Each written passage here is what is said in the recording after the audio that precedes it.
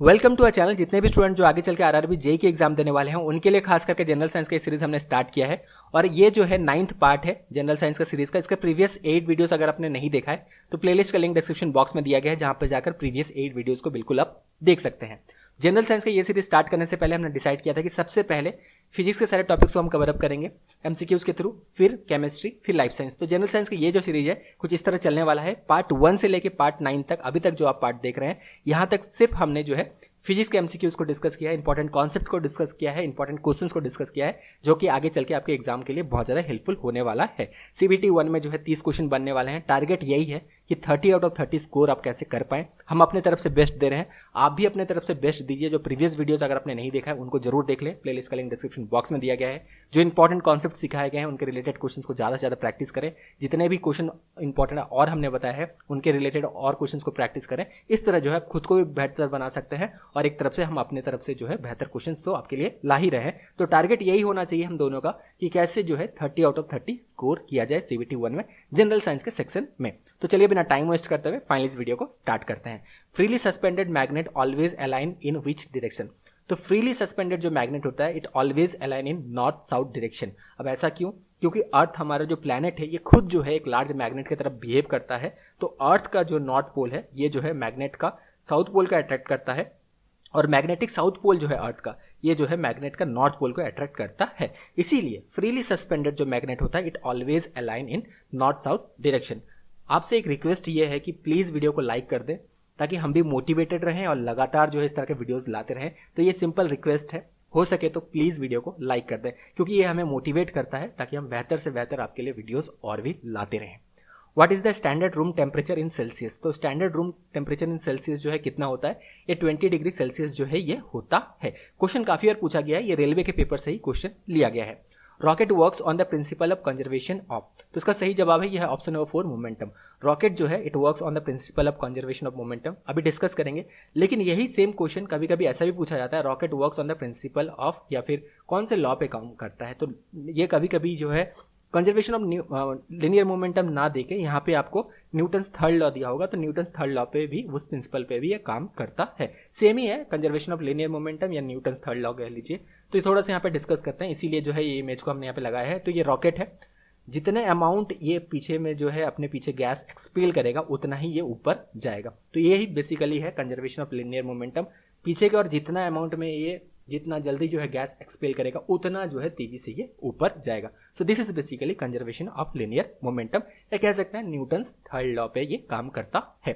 1 joule of energy पर second is, तो देखिए पावर इक्वल्स टू क्या होता है, ये फॉर्मूला अगर आपको पता है, ये फॉर्मूला पता होना चाहिए क्योंकि यहाँ से न्यूमेरिकल बनता है। तो वर्क डन बाय टाइम ये होता है, तो उसी का जो है थोड़ा सा यहाँ पे चेंज करके क्वेश्चन बना दिया गया। वर्क डन जो है ये जूल में होता है, टाइम सेकंड में होता है। तो ये पूछा गया है 1 जूल ऑफ एनर्जी पर 1 सेकंड जो है ये क्या होता है, 1 वाट ये होगा, क्योंकि पावर का जो यूनिट होता है ऐसा यूनिट ये वाट होता है। तो इस तरह जो है क्वेश्चन बनते हैं, डायरेक्टली ना पूछ के इन ऐसे करके जो है क्वेश्चन ये बनाया जाता है एग्जाम में। If momentum of a body is tripled kinetic energy will be, तो इस तरह के क्वेश्चन प्रीवियसली हमने डिस्कस किया था एक, इसीलिए कहा जाता है कि हर एक जो है वीडियो इंपॉर्टेंट है। प्लीज सारे वीडियोस को जरूर देखना, प्लेलिस्ट का लिंक जो है डिस्क्रिप्शन बॉक्स में हमने दे रखा है। तो काइनेटिक एनर्जी इक्वल्स टू क्या होता है, मोमेंटम का स्क्वायर बाय 2m ये होता है। ठीक है, बाकी मोमेंटम जो है इसे हम p से रिप्रेजेंट करते हैं और momentum equals to mass into velocity होता है। ये सारी चीज आपको याद रखना है। लेकिन यहाँ पे काइनेटिक एनर्जी के रिलेटेड पूछा गया है, तो सिंपल ये फॉर्मूला आप नोट डाउन कर लें। Kinetic energy equals to momentum का स्क्वायर बाय 2m होता है। क्वेश्चन में ये दिया गया है इफ मोमेंटम को हम ट्रिपल कर दें, तो मान लीजिए हम यहाँ पे मोमेंटम को अगर ट्रिपल कर देते हैं तो क्या होगा, काइनेटिक एनर्जी 3 कर देते हैं, ट्रिपल p स्क्वायर कर देते हैं, ठीक है, बाय 2m ये कर देते हैं। तो यहाँ पे काइनेटिक एनर्जी जो है ये 9 टाइम हो जाएगा। ठीक है, 3 का स्क्वायर 9, उसके बाद p का स्क्वायर मोमेंटम का स्क्वायर बाय 2m, तो 9 काइनेटिक एनर्जी हम लिखते हैं। 9 टाइम जो है ये काइनेटिक एनर्जी हो जाएगा। तो इस तरह जो है सारे फॉर्मूलाज को आप बिल्कुल याद रखें। इस तरह के फॉर्मूलाज से डायरेक्टली जो है आप क्वेश्चंस को आराम से सॉल्व कर सकते हैं। तो मोमेंटम को अगर ट्रिपल कर दिया जाए तो काइनेटिक एनर्जी जो है ये 9 time of the original value ये हो जाएगा। Amount of radiation being emitted by a radioactive material is measured using the conventional unit. तो amount of radiation emitted by radioactive material जो है ये किस में जो है मेजर किया जाता है, ये क्यूरी में जो है ये मेजर किया जाता है। तो ये ध्यान रखना, ये क्यूरी में मेजर किया जाता है। अगेन SI यूनिट जो है इसका जो है ये बैक्वेरल होता है, BECQUEREL, बैक्वेरल जो है ये होता है, शॉर्ट फॉर्म में BQ लिखते हैं। तो क्यूरी जो है SI यूनिट जो है इसका बैक्वेरल होता है, जिसको शॉर्ट फॉर्म में BQ लिखा जाता है। वीडियो में आगे बढ़े उससे पहले एक इंपॉर्टेंट बात बता दें, बहुत सारे इंपॉर्टेंट क्वेश्चंस को हम यहाँ पर डिस्कस कर रहे हैं, बहुत सारी चीज़ों को जो हम कैरी ऑन कर रहे हैं, अच्छे अच्छे क्वेश्चंस को, लेकिन एक चीज़ का जो कमी है वो है प्रैक्टिस। जितना ज़्यादा प्रैक्टिस करेंगे उतना ज़्यादा अपने अंदर जो है कॉन्फिडेंस बिल्डअप कर पाएंगे। इसी वजह से हमने जो है 1100 बेस्ट जनरल साइंस MCQs आपके लिए बनाया है। रेलवे के सारे पेपर्स को एनालिसिस किया है अच्छा से, उसके बाद ये सारे क्वेश्चन जो है बनाए गए हैं ताकि आप समझ सकें कि रेलवे किस तरह क्वेश्चन पूछता है, कैसे आपको प्रिपरेशन करना चाहिए, कौन कौन से वो टॉपिक्स हैं जहाँ से ज़्यादातर क्वेश्चंस बनते हैं। वैसे तो सारे टॉपिक्स इंपॉर्टेंट है, सारे टॉपिक्स से हम क्वेश्चन ले रहे हैं, सारे क्वेश्चंस को अच्छे तरह से करवाया जा रहा है, लेकिन ये 1100 वो क्वेश्चन है जो कि आपको अंडरस्टैंडिंग ये करवा देगा कि रेलवे किस तरह क्वेश्चन पूछता है, कैसे आपको प्रिपरेशन करना चाहिए। और इन क्वेश्चंस को जब कर लेंगे तो अपने अंदर आप देखेंगे कॉन्फिडेंस बिल्डअप हो चुका होगा। तो इन क्वेश्चंस को जरूर आप प्रैक्टिस करें, साथ में जो है NCERT क्लास 9 और 10 के बुक जरूर पढ़ें। काफ़ी सारे क्वेश्चन तो यहाँ से डायरेक्टली बनते हैं, वहाँ से भी बहुत सारे क्वेश्चन हमने यहाँ पे इंक्लूड किया है। लेकिन खास करके जितने भी स्टूडेंट जो आगे चल के RRB JEE के एग्जाम देने वाले हैं, जनरल साइंस आपको ज़्यादा से ज़्यादा प्रैक्टिस करना है ताकि 30 आउट ऑफ 30 यहाँ पे हम स्कोर कर पाए CBT 1 में, यही टारगेट है।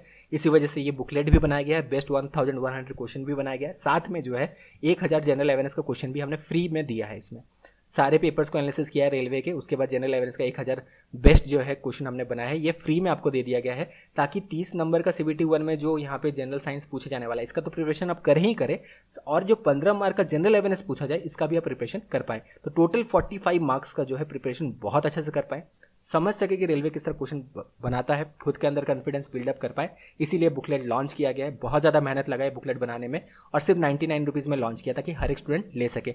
लेना कैसे है, लिंक डिस्क्रिप्शन बॉक्स में दिया गया है, लिंक में क्लिक करना है, मेल आईडी फ़ोन नंबर भरने के बाद जैसे आप 99 रुपीज़ पे कर देते हैं आपके मेल आईडी में फाइल भेज दिया जाता है। जस्ट मेक श्योर कि सही मेल आईडी भरना, उसी मेल आईडी में फाइल भेजा जाता है। मेल आईडी भरने से पहले 2 बार जरूर चेक कर लेना। तो जितने भी स्टूडेंट्स हैं जिन्हें आगे चल के जो है अच्छा से प्रैक्टिस करना है चीज़ों को, जनरल साइंस का क्वेश्चन जानना है कि रेलवे किस तरह क्वेश्चन बनाता है और खुद के अंदर कॉन्फिडेंस बिल्डअप करना है, तो बिल्कुल आप ये जो है बुकलेट ले सकते हैं, लिंक डिस्क्रिप्शन बॉक्स में दिया गया है। चलिए अब वीडियो के साथ कंटिन्यू करते हैं।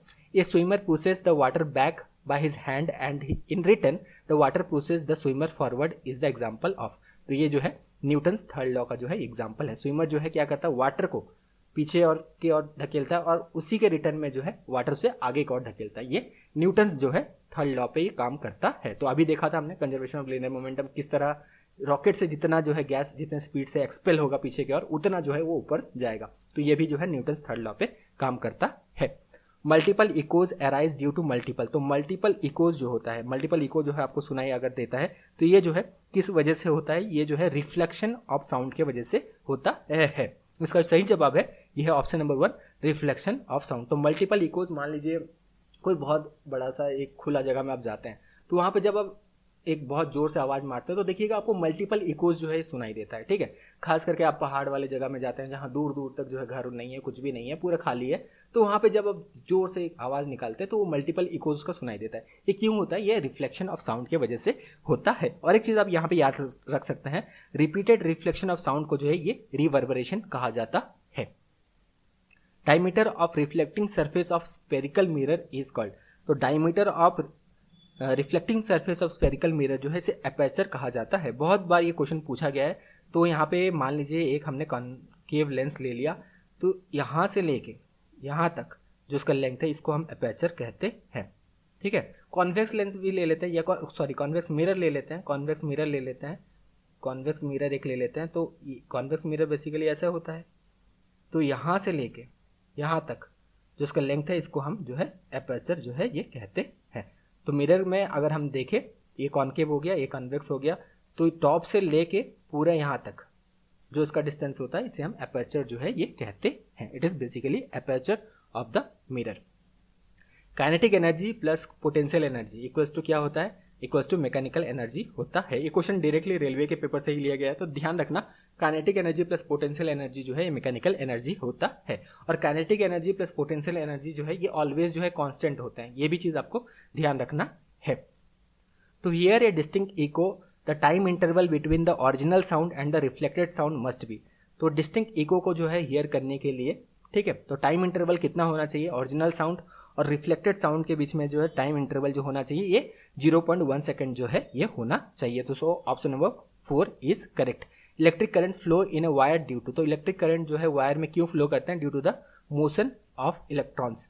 अब देखिए ये भी क्वेश्चन हमने प्रीवियसली डिस्कस किया था, इलेक्ट्रॉन्स कहाँ से कहाँ तक फ्लो करते हैं? इलेक्ट्रॉन्स जो है ये लोअर पोटेंशियल से हायर पोटेंशियल में फ्लो करते हैं। अब हायर पोटेंशियल पर क्यों फ्लो करते हैं? क्योंकि वहाँ पे ज़्यादा पॉजिटिव चार्ज होते हैं, इसी वजह से इलेक्ट्रॉन्स जो है ये लोअर पोटेंशियल से हायर पोटेंशियल जो है फ्लो करते हैं। तो पोटेंशियल डिफरेंस है, इसीलिए जो है इलेक्ट्रॉन फ्लो करते हैं, जिसकी वजह से इलेक्ट्रिक करंट जो है हमें मिलता है। लेकिन एक चीज़ ये भी ध्यान रखना, इलेक्ट्रॉन जिस तरफ फ्लो करता है, जैसे lower potential to higher potential हमने कहा इलेक्ट्रॉन फ्लो करता है, लेकिन करंट जो है इसके ऑपोजिट डायरेक्शन में फ्लो करता है, higher potential to lower potential जो है करंट फ्लो करता है। तो ये सारी चीज़ों को ध्यान रखना, ऑलरेडी ये सब चीज़ हमने प्रीवियस पार्ट में जो है डिस्कस कर लिया है।